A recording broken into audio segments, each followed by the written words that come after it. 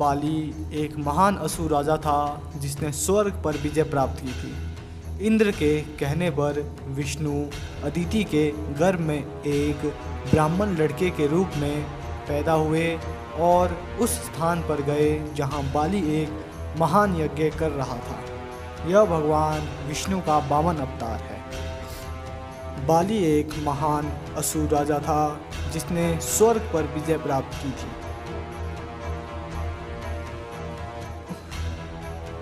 इंद्र के कहने पर विष्णु अदिति के गर्भ में एक ब्राह्मण लड़के के रूप में पैदा हुए और उस स्थान पर गए जहां बाली एक महान यज्ञ कर रहा था। यह भगवान विष्णु का वामन अवतार है। वृद्धावस्था की विभिन्न पौराणिक कथाएं बताती है कि देवताओं और असुरों के बीच हमेशा प्रतिद्वंद और घृणा रही है। परिणाम स्वरूप उनके बीच लगातार युद्ध होते रहे जिसके कारण मृत्यु और पीड़ा का निरंतर भय बना रहा। देश की प्रजा कभी सुखी नहीं रही। त्रेता युग के समय देवताओं और असुर के बीच एक महायुद्ध हुआ जहां देवताओं ने जीत हासिल की। असुर के राजा हिरण्यकश्यप की मृत्यु के बाद उसका पुत्र प्रहलाद सांसारिक राज्य का बाली नाम के एक पुत्र को जन्म दिया था। असुरों के राजा हिरण्यकश्यप की मृत्यु के बाद उसका पुत्र प्रहलाद सांसारिक राज्य का राजा बना। प्रहलाद एक पुत्र विलोचन था जिसका विवाह देवम्बा से हुआ था और उसने बाली नाम के एक पुत्र को जन्म दिया था। बाली ने अपना अधिकांश समय अपने दादा के साथ सभी गुण को सीखने में बिताया और उन्हें वेदों और युद्ध की कला में कुशल बनाया। जल्द ही वह सभी असुर योद्धाओं में सर्वश्रेष्ठ बन गया और बहुत मजबूत हो गया। बाली को राजकुमार भी बनाया गया था और उसका विवाह विंध्यावली नामक संत की बेटी से हुआ था। लेकिन बाली में हमेशा एक चिंता थी जिसने उन्हें यह सोचने पर मजबूर कर दिया था कि देवताओं ने हमेशा असुर से घृणा और उसमें लड़कर उनके बीच भय की भावना पैदा की है। इसलिए मुझे इस सिद्धांत को तोड़ना चाहिए और योग्यता अर्जित करनी चाहिए और सभी मामलों में समान होना चाहिए। देवताओं के लिए इसे प्राप्त करने के लिए मैं तपस्या करूंगा और ब्रह्मा का आशीर्वाद प्राप्त करूंगा। इसलिए उन्होंने इसकी तैयारी की और वन में तपस्या करने चले गए। वह अपने तप में बहुत मजबूत था क्योंकि उसे खाना पीना छोड़ दिया था। वो ना ही वह हवा और बारिश से डर रहा था। अंत में भगवान ब्रह्मा बाली के तप से प्रसन्न हुए और उनकी इच्छा पूरी करने के लिए उनके सामने प्रकट हुए। बाली ने उनसे कोई व्यक्तिगत लाभ नहीं मांगा बल्कि सभी असुरों के लिए प्रार्थना की और अनुरोध किया कि वे देवताओं के भय के कारण कमज़ोर हो गए हैं। उन्होंने इंद्र से अमरता और शक्ति का वरदान मांगा। इस प्रकार उनकी इच्छा पूरी हुई जिसके बाद बाली खुशी खुशी राजधानी वापस लौट आया। सफल तप के बाद राजधानी में बाली की वापसी ने सभी लोगों को खुशी दी और वे उस दिन के लिए राज्याभिषेक समारोह मनाने के लिए बहुत खुशी में थे। शहर में हर घर को सफ़ेद रंग से धोया गया और रंगों और चित्रों में रंगा गया। दहलीज को सजाने वाले तारों में हरी पत्तियों का दंगल था। हर तरफ ढोल नगाड़ों की आवाज़ से संगीत गूंज रहा था। बाली के राजा और स्वामी बनने से लोग बहुत खुश थे। प्रहलाद चाहता था कि बाली उसके तप के बाद राजा बने जिसने उसे बहुत शक्ति दी थी, लेकिन बाली हमेशा अपने दादा को राजा मानता था। हालांकि एक लंबी चर्चा के बाद बाली ने इस शर्त पर सहमति व्यक्त की कि उनके दादा राजधानी में रहे। राज्याभिषेक का दिन हर्षोल्लास से भरा था और देश भर से राजा बाली को बधाई देने आए थे। हालांकि देवता वास्तव में घटनाओं से बहुत खुश नहीं थे। विशेष रूप से देवों के राजा इंद्र ने भय और चिंता के कारण उन्हें पकड़ लिया जब उन्होंने असुरों की बढ़ती ताकत के बारे में, जिन्होंने अपनी ताकत और साहस को बाली से खींचा था। न केवल असुर बाली बल्कि विद्वान और वीर भी देवताओं से डरते थे। अब बाली के नेतृत्व में एक साथ लामबंद हो गए। बाली ने प्रशासन में सहायता के लिए विद्वानों को अधिकारियों के रूप में नियुक्त किया। बाली ने शुक्राचार्य को अपना सलाहकार भी नियुक्त किया, जो सबसे प्रसिद्ध और अनुभवी तपस्वियों में से एक थे। न केवल असुर बल्कि विद्वान और वीर भी जो देवताओं से डरते थे, अब बाली के नेतृत्व में एक साथ लामबद्ध हो गए। बाली ने प्रशंसा में सहायता के लिए विद्वानों को अधिकारियों के रूप में नियुक्त किया।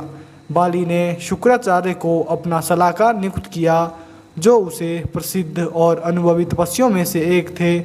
न एक बार जब वह राजा बन गया तो बाली अपने मंत्रियों और सेनापतियों के साथ अपनी सेना के प्रमुख के रूप में विश्व विजय के अपने साहसिक कार्य पर निकल पड़ा। वह अन्य असुर राजाओं से अलग होना चाहता था, क्योंकि उसमें से अधिकांश स्वार्थी थे और दुष्ट अपने ही लोगों के लिए बिना किसी कारण के आक्रमण, दबाव या धमकी के अधीन थे। दुष्ट राजा के शासन में लोग कमज़ोर और असहाय थे और उनकी भूमि भी असुरक्षित और बंजर हो गई थी। अतः बाली ने निश्चय किया कि प्रजा को सुखी रखना उसका कर्तव्य है, जिसके लिए शासक आज्ञाकारी बनकर और उसके नियमों का पालन करते हुए भला हो। यदि कोई राजा हमेशा उन्हें दंड देने की अपनी शक्ति का प्रदर्शन करता है तो उसकी अपनी प्रजा उसका विरोध करती है और उसे डरती है, जैसे सर्प को देखकर भयभीत लोग। पूरी दुनिया पर विजय प्राप्त करने के बाद बाली ने एक बैठक बुलाई, जिसमें उनके सभी मंत्री और प्रजा शामिल थे। सभा शुरू हुई और बाली ने अपने मुख्य गुरु शुक्राचार्य के सामने साष्टांग प्रणाम करके और उनके मार्गदर्शन और मदद के लिए धन्यवाद देते हुए बैठक की शुरुआत की। शुक्राचार्य ने अपनी सफलताओं के लिए बाली को संबोधित किया और कहा कि बाली को जो भी धन मिला है वह प्रजा का है और उसे समान रूप से वितरित किया जाना चाहिए। इस उद्देश्य के लिए शुक्राचार्य ने बाली को विश्वजीत यज्ञ कराने को कहा। तब शुक्राचार्य ने बाली से 2 उपहार मांगे, जिसमें सबसे प्रमुख दानवों के बीच धार्मिक स्थापना करवाना था और अगली इच्छा दान के पुण्य का अभ्यास करना और दुनिया को गरीबी से मुक्त करना था। हमेशा बाली कानूनों को तुरंत लागू करना चाहता था, इसलिए उन्होंने कानून बनाने के लिए सलाहकारों के एक समूह को बुलाया और यह देखने के लिए सभी लोगों को पर्याप्त भोजन और आश्रय और सभी आवश्यक चीज़ें मिले ताकि उनकी प्रजा की खुशी सुनिश्चित हो सके। प्रत्येक व्यक्ति बिना किसी भय के धार्मिक अनुष्ठानों के निष्पादन में स्वयं को समर्पित करने में सक्षम था। सर्वत्र शांति छा गई थी।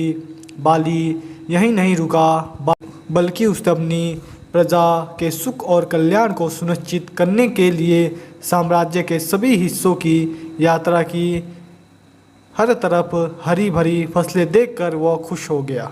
स्वर्ग के स्वामी इंद्र वास्तव में पृथ्वी पर बाली की प्रसिद्धि से बहुत खुश नहीं थे और उनके दिल में ईर्ष्या की आग भड़क उठी थी।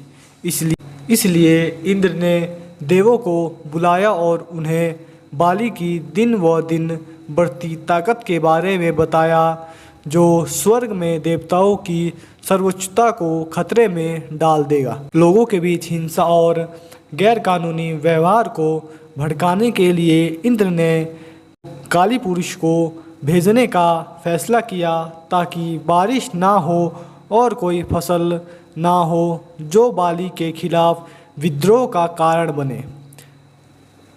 तत्पश्चात कालीपुरुष को अव्यवस्था और अशांति पैदा करने के लिए पृथ्वी पर भेजा गया था। इस बीच बाली और उसकी प्रजा देवताओं को हराने और के स्वर्ग के राज्य को अपने साम्राज्य में मिलाने की सोच रखते थे, जिसमें सभी सांसारिक राज्य शामिल थे।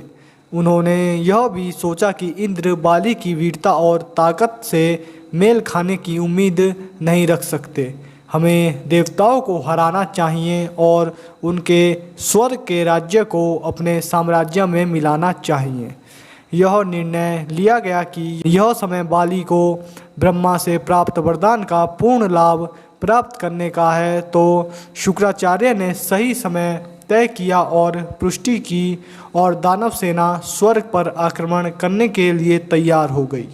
दूसरी ओर इंद्र ने अपने सफ़ेद हाथी ऐरावत पर सवार होकर अपने शत्रु से साहसपूर्वक मुलाकात की, लेकिन वे एक एक करके युद्ध के मैदान से भागने लगे, जो बाली का सामना करने में असमर्थ थे। अंत में इंद्र और अन्य देवता ने स्वर्ग छोड़ दिया। स्वर्ग पर विजय स्थापित करने के बाद दानवों ने दैत्येंद्र के रूप में बाली को स्वर्ग सिंहासन पर स्थापित किया और इस अवतार को राज्याभिषेक के रूप में मनाया गया। लेकिन शुक्राचार्य को संदेह था कि इंद्र ऐसे व्यक्ति नहीं हैं जो झूठ बोलेगा और वह उनसे बदला लेने के लिए निश्चित है।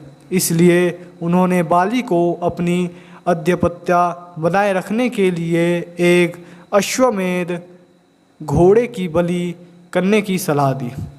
बलि अपनी रानी के साथ यज्ञ के लिए तैयार हो गया और शुक्राचार्य ने सही समय तय किया और पुष्टि की। स्वर्ग के राज्य से वंचित इंद्र संकट और पीड़ा के साथ अपनी माता अदिति और देवताओं के पिता कश्यप से मिलने आए। वे अपने आश्रम में आए जो मेरु पर्वत के तल पर स्थित था। उन सभी से अपनी स्थिति का समाधान खोजने के लिए ब्रह्मा से मिले और जाने का फैसला किया। ब्रह्मा ने उन्हें विष्णु की पूजा करने और उनके तप से प्रसन्न करने के लिए कहकर उन्हें सांत्वना दी ताकि विष्णु उनके पुत्र के रूप में पैदा हो।